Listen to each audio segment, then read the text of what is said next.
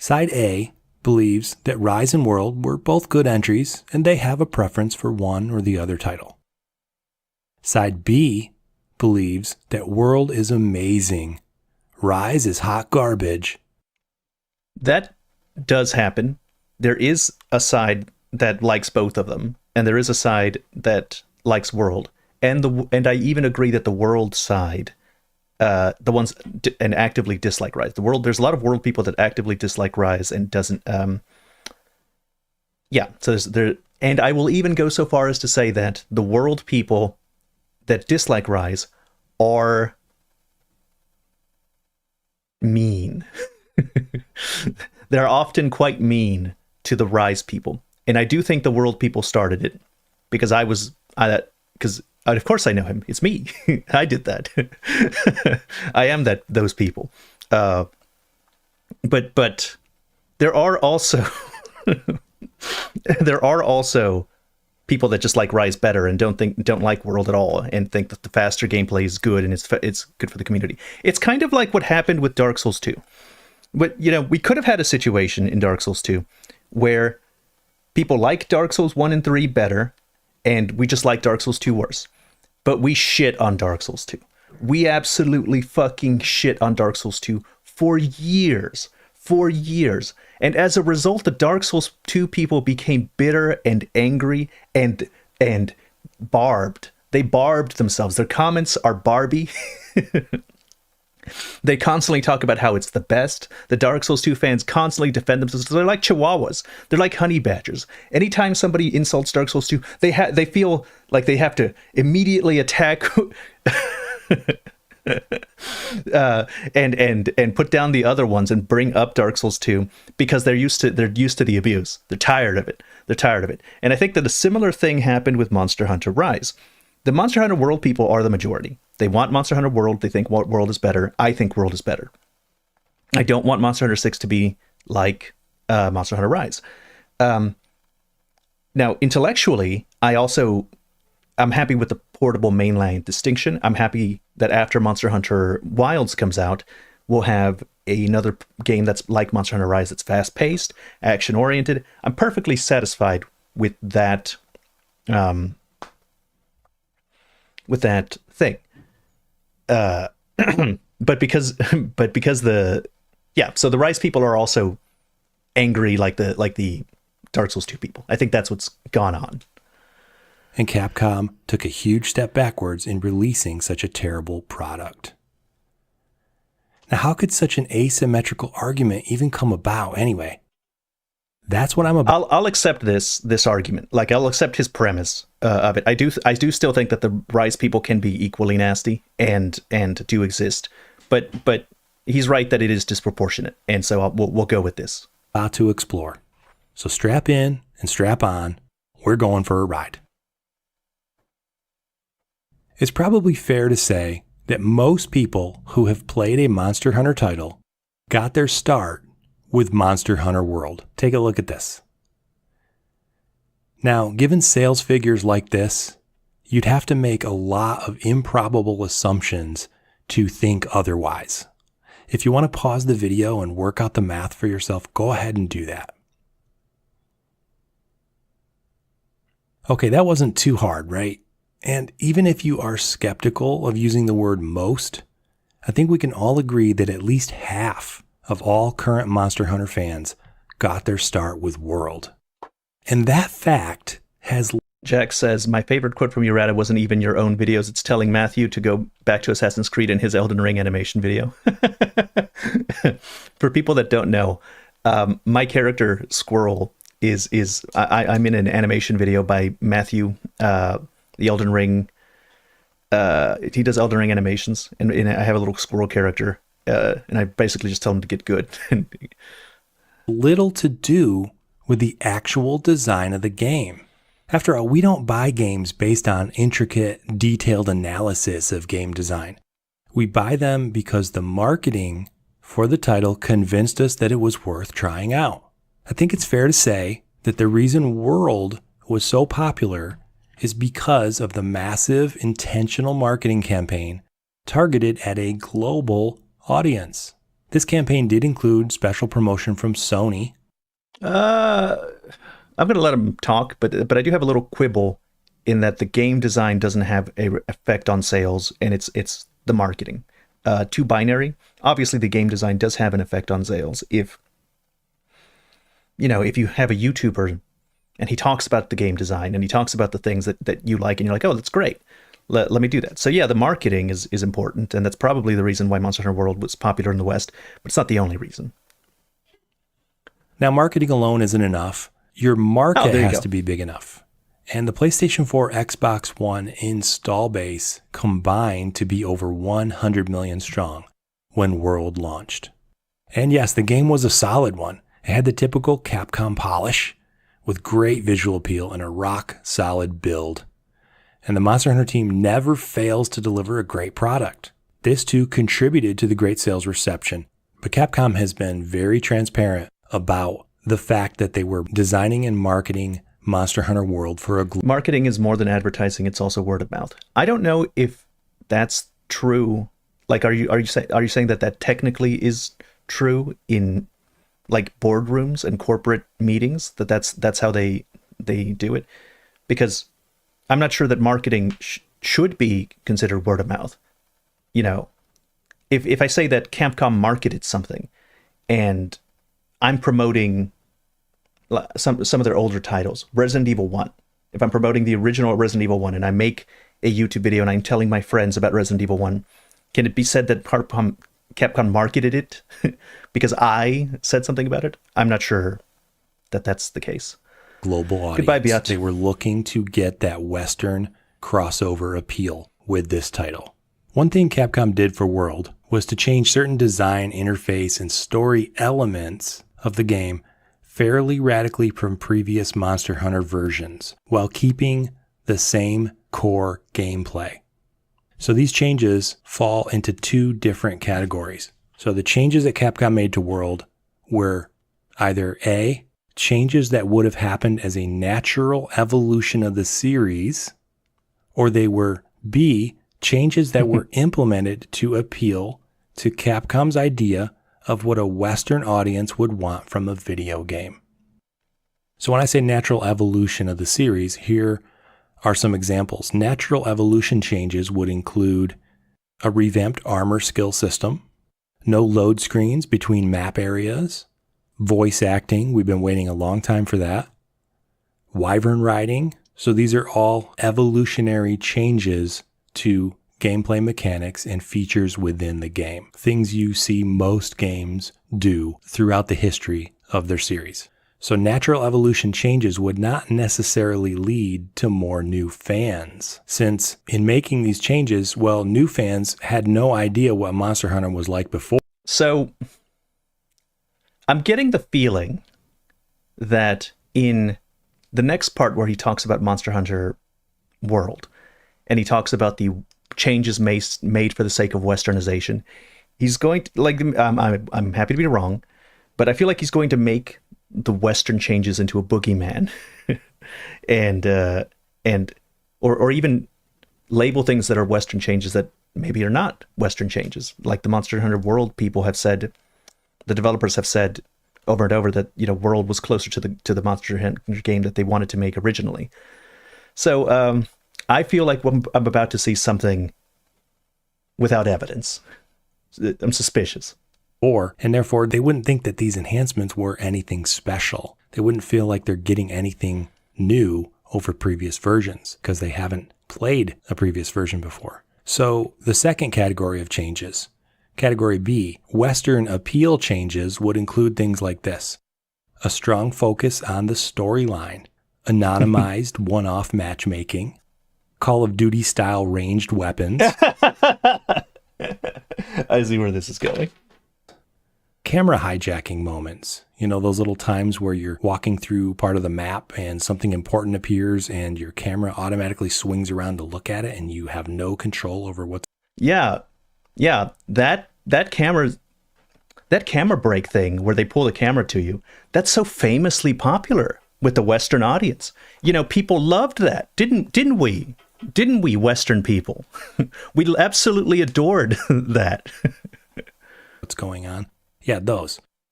Quote unquote realism in the animations and visual design. So the monster's movements were more deliberate, more fluid, more seemingly realistic, as if they were trying to model the actual physics that a creature that big would have. And realism in the visual design. Did he just say that the realism in the monster's movements, hang on, was something that they were trying to do for the sake of westernizing Monster Hunter? Did I really just fucking hear that?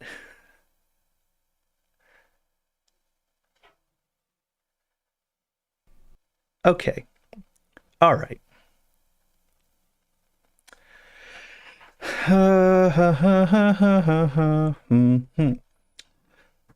This is from the Monster Hunter Illustration 1. Even those who do not draw have a set of preconceived notions regarding how a given creature moves. That's why we can't really fudge any major points with regards to a monster's physical structure and movements. If we do, the players are more likely to reject the reality of the monster in question. That's why we spend a lot of time on not only the skeletal structure, but also the meat and skin that we put on any given monster. It can be pretty difficult to try and imagine how the skin would hang off of a certain fictional creature. But as I look back through the illustrations for the game, I can see how we improved as we went along, and that makes me happy. Now, let's look at this.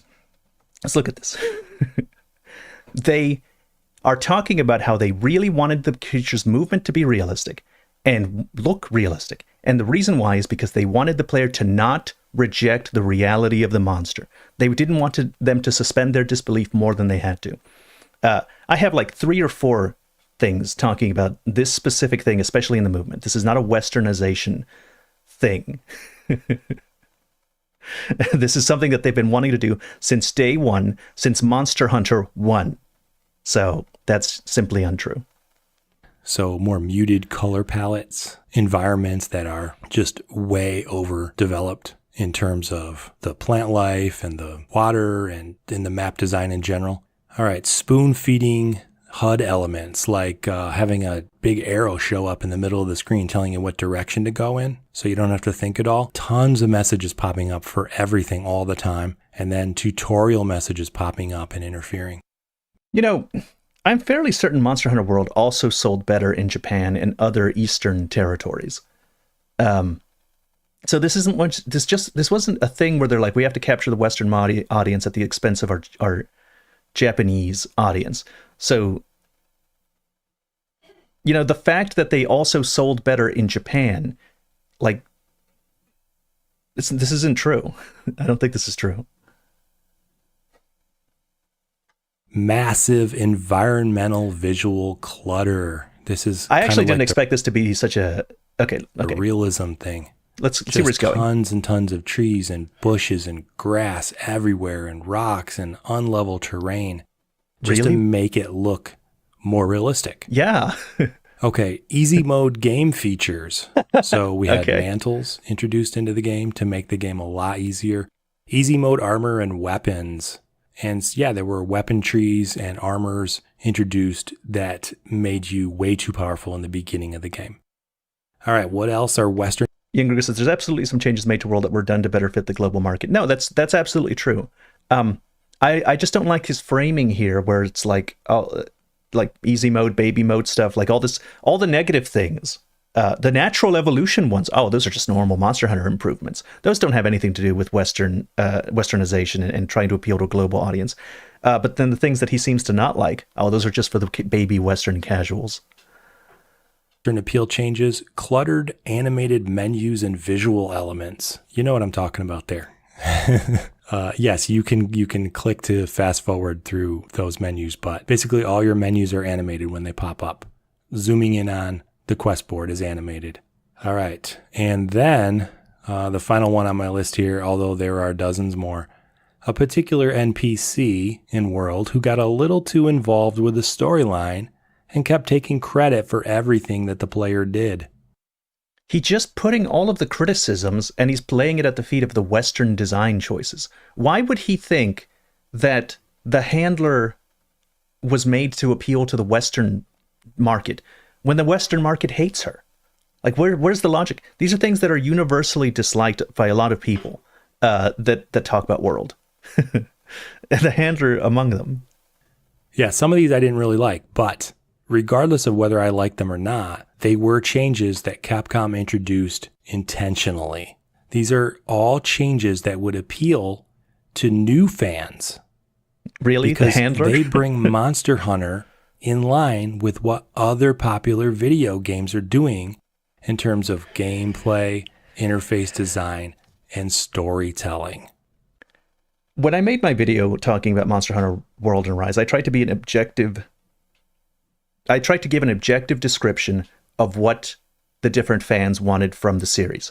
And when I'm describing it, I wanted it to be the kind of video where a old veteran fan would look at that video and see it and say, yes, Ratatoskr did not misrepresent my views on this topic. He said what I wanted out of the series and the reasons why I wanted it. The Monster Hunter World fans, for the same thing. The speculative ecology fans, the same thing.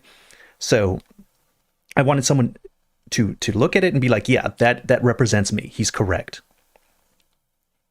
In fact, it was Capcom's stated goal to appeal to a non-Japanese audience by implementing these specific changes. No, not those specific changes. Even though you can't some prove of the that. Monster Hunter titles were prove that. very successful outside of Japan, the majority of the fan base was still Japanese. The fact that Westerners didn't end up liking some of those aspects doesn't disprove the idea that Capcom might have thought that they would like it. That's true. But there's also no reason to suspect that that's the reason that they implemented the change. So if he brought up some evidence and he came up with an interview and he said, we made the handler because we thought Westerners would like it, and then Westerners didn't like it, but we still have the evidence of the interview saying that that's why they put in the handler. But him saying stuff like, the handler is clearly for Westernization. The realistic monster movement is clearly a symptom of Westernization of Monster Hunter, and then providing no evidence, and then the Westerners don't like it, then that's what I'm saying. Even though they made all those changes, they still kept the game at its core a true Monster Hunter game, which is why people who have played previous Monster Hunter... Crunchy says he's framing it as anything which isn't a natural evolution must be due to appealing to a Western audience because there's no other possible reason. Right. Games can still appreciate World as a Monster Hunter game. So what's the result of the Westernization of these design elements?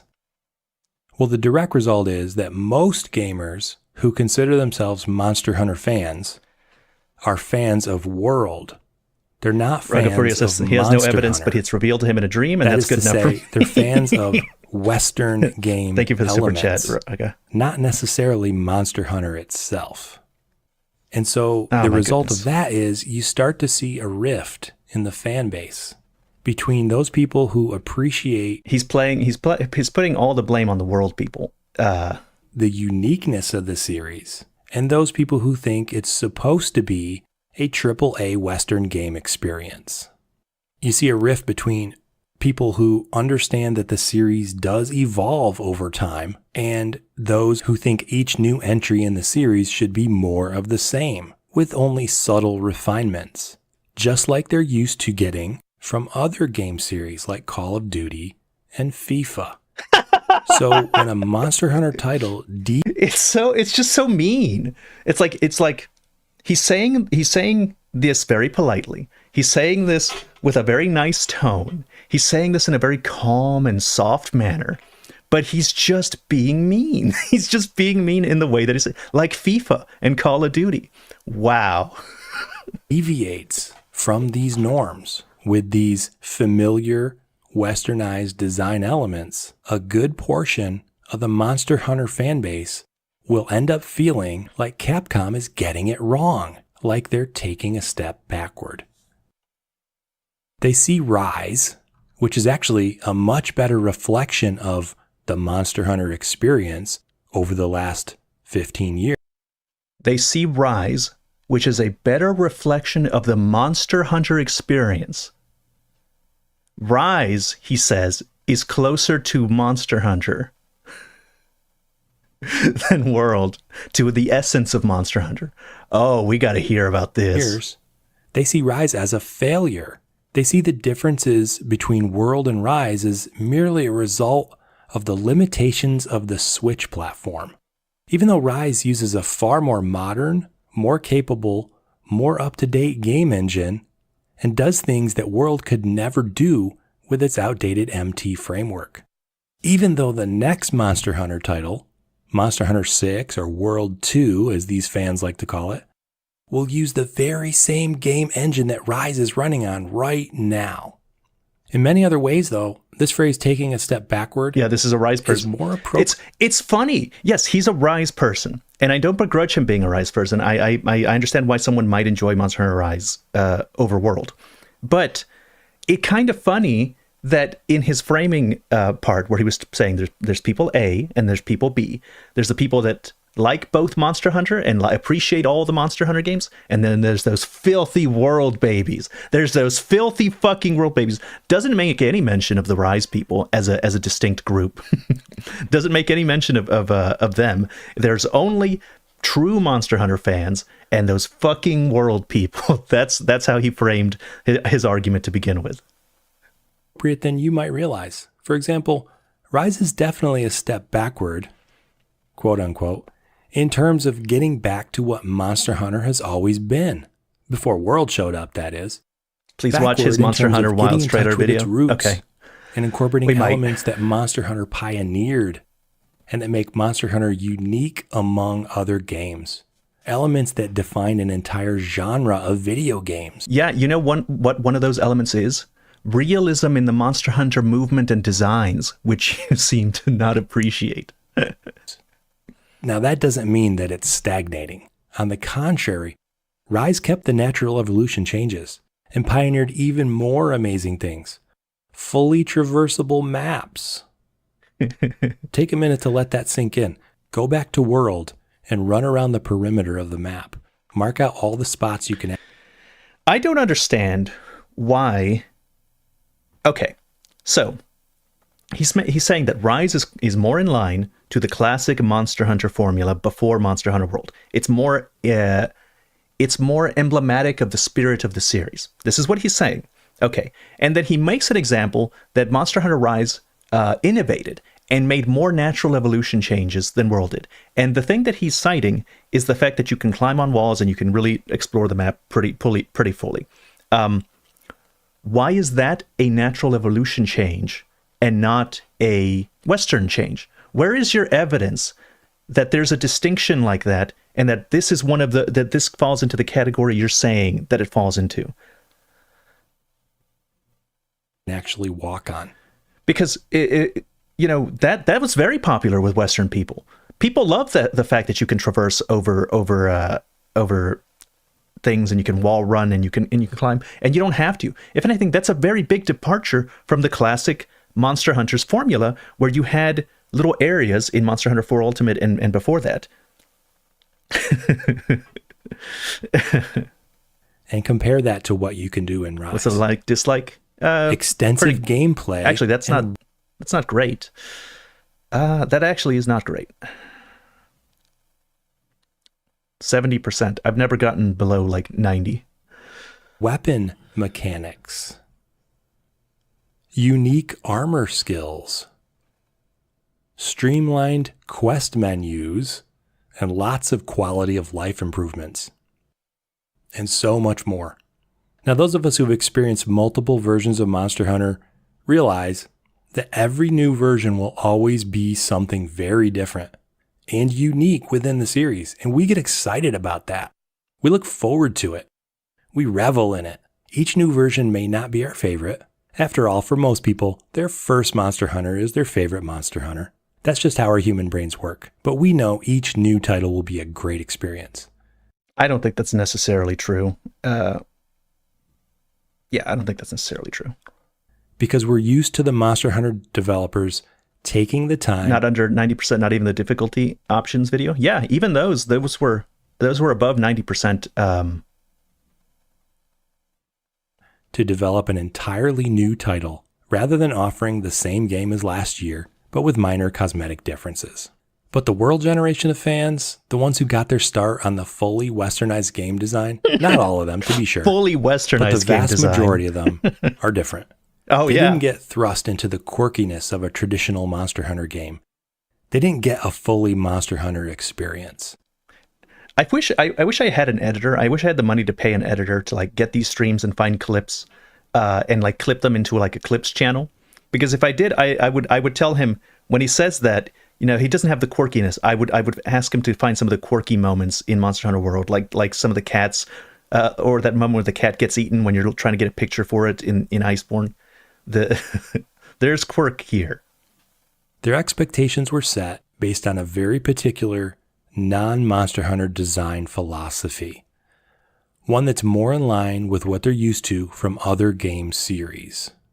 One that allows them to experience Monster Hunter through that lens and not have to engage with the core gameplay that makes Monster Hunter Monster Hunter. So when a new version of a game comes out, these types of fans expect more of the same. So World didn't let me engage with the core gameplay that Monster Hunter is about, but Rise did, apparently. They're not fully prepared for major changes that come with each new Monster Hunter title. And then they feel disappointed when those major changes do come and take them out of their comfort zone. And this is what I believe forms the basis for the majority of complaints about the successor to World, Monster Hunter Rise. Nearly all of the criticism you'll hear can boil down to one simple sentence. 3 little words. It's not World. World did it better. It's not even a criticism, really. It's them stating their preference. Like, yes, he's correct. That is what the World people are saying. They don't like Monster Hunter Rise because it's not like Monster Hunter World. And maybe they don't have the knowledge about how the past games work with the portable mainline distinctions to realize that this is normal and that they were going to get something closer to World with Monster Hunter Rise. But their feelings are legitimate. It's not like World. It's very different. It's a big departure from what World did. It didn't have the same emphasis on the same things. And so, yeah, it's perfectly valid criticism to say, I don't like it because it's not like this. World did it differently. World. Where is World 2? If you've been wondering why you're hearing this so often from so many people, now you know why. Most Monster Hunter fans got their expectations set by a fully westernized Monster Hunter title, and they expected Rise to be more of the same. And after playing a thoroughly Monster Hunter, they're disappointed. A thoroughly Monster Hunter. That's what Rise is. So what does the future hold? Kaname is in charge of the next Monster Hunter. The man who invented Monster Hunter and defined what it means to be Monster Hunter was told to westernize his previous creation. Was told. Given the current circumstances, will he feel just made what he forced wanted, by bro. Capcom corporate to continue down this path and Forced release by Capcom more corporate. of the same? He's living in a world where Kaname is being held hostage, and they're telling him, you have to abandon the design principles of the old Monster Hunter. You have to westernize your game. So it's not something that Kaname wanted to do. It's not something that Kaname believes in. He doesn't believe it. He dislikes World, and he's like, Kaname couldn't possibly have liked it. Or will he make the game that is true to his heart? He's already designed 5 different Monster Hunter titles, each one being radically different from the next. If he makes the Monster Hunter that he wants, he might feel like he's alienating his newfound player base. He's in a tough spot. Will he even want to continue making Monster Hunter titles? I'm going to watch another video from this guy. But is he even in charge of the next Monster Hunter title, though? We don't even know at this point. What I do know, however, is that I'll play it, and so will you, no matter which type of fan you are. Yeah. The old school fans will play it because we enjoy the excitement of new Monster Hunter yet to come. And the World fans will play it because they've hyped it up amongst themselves as the next true version of Monster Hunter. But I'm going to call it right now The next Monster Hunter title will be very different from both Rise and World. And a lot of you will still be disappointed because it's not World. It's not World. That's okay, but you've officially been warned. For the record, I thoroughly enjoyed World, and I think it's a solid Monster Hunter game. It is my opinion that you should listen to the people that get correct predictions.